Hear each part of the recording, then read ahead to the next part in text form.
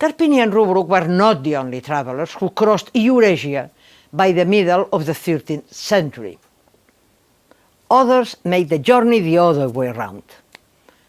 A little after the travels of the two Franciscans, and about the same time as the Polo Brothers' journey, a Chinese Nestorian monk, Ravan Sauma, left Cambalik, today's Beijing, to go on pilgrimage to Jerusalem. Nestorians played a decisive role in medieval international cultural and religious exchanges. Once in Baghdad, the Il Khan sent him as ambassador to the highest authorities of the Christian West in search of an alliance against the rising power of the Mamluks. He was received in audience by the Emperor of Constantinople, the kings of England and France, and the Pope, who in turn sent embassies to the Il Khan. And the Pope also sent an envoy to Kublai Khan. This envoy was the Franciscan Giovanni da Montecorvino, who arrived at Cambalik in 1294, 2 years after Kubilai's death, when Marco Polo had already left China.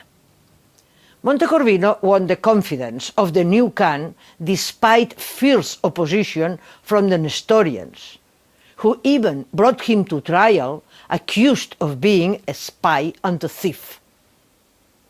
In spite of this, Montecorvino won a seat in the Khan's court and founded the first Catholic bishopric in Beijing. He lived there for 20 years, translated the New Testament and the Psalms, and in 1328 died in Beijing, where he was buried.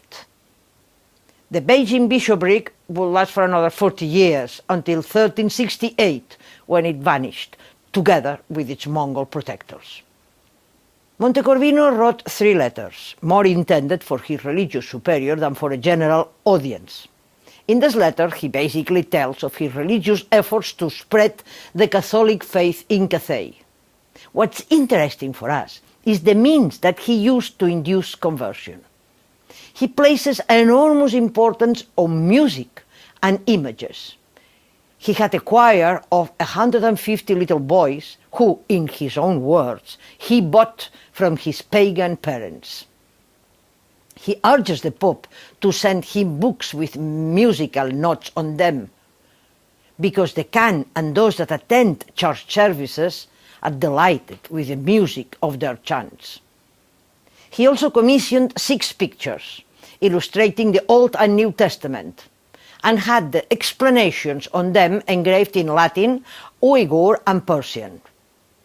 We'll remember him when we talk of Matteo Ricci, because the similarities are noteworthy, but so are the differences. 10 years after Montecorvino's death, the Pope sent a group of churchmen to Beijing, loaded with impressive gifts, among them 2 big black war horses that are duly reported in the official history of the Yuan dynasty.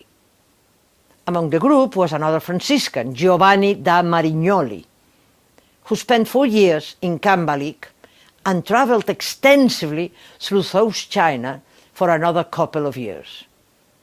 He traveled with an extensive party of 32 men and 200 horses, and all the expenses were covered by the Great Khan. Giovanni da Marignoli's narrative provides a glimpse of the medieval traveller mind. During his travels, he finds monsters, as Carpini and Rubruk had done, but he finds something else as well. He finds paradise, which he plays exactly and describes in detail. Earthly paradise was so real for the medieval minds that it usually appeared on maps, like on this Hereford Mappa Mundi of 1285. Together with the vast array of monsters, this map shows the exact place from which Adam and Eve were expelled. The age of discoveries will gradually displace paradise to a more otherworldly location. All these travelers bear witness of the impressive production of textiles in the Mongol Empire, particularly those woven with gold. Artisans produced a high-quality textile intertwined with gold thread the so-called cloth of gold, nasish, that will adorn the ceremonial clothes of all Eurasia, princes' mantles, and priest chasubles were all trimmed with them, as can be seen very often in Italian Renaissance paintings. Mongol fashion lingered in ecclesiastic and aristocratic wardrobes long after the Mongols had vanished.